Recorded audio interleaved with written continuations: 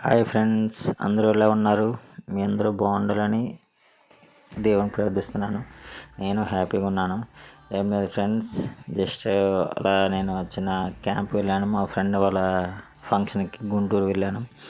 Return నేను ట్రైన్లో వస్తుండగా ఒక అబ్బాయిని చూసి నచ్చి ఈ వీడియోని తీశాను. ఈ కాలంలో టైం దొరికితే చాలు అందరూ మొబైల్కి ఎడిట్ అయిపోతారు. మొబైల్ కాకపోతే ఇంకేదో చేస్తుంటారు. మొబైల్లో ఇన్స్టా చూడడం, రీల్స్ చూడడం, అది చేయడం, ఇది చేయడం, ఎంతకు మించి సినిమాలు చూడడం.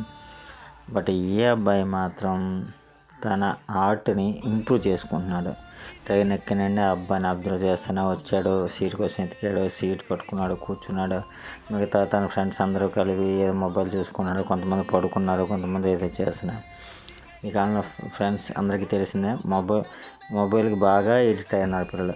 కానీ ఈ అబ్బాయి మాత్రం వచ్చాడు, కూర్చున్నాడు, 10 minutes రెస్ట్ తీసుకున్నాడు. తర్వాత బుక్ ఓపెన్ చేసి ఆర్ట్ వేస్తూనే ఉన్నాడు. తనకున్న టాలెంట్ని ఇంప్రూవ్ చేసుకుంటున్నాడు.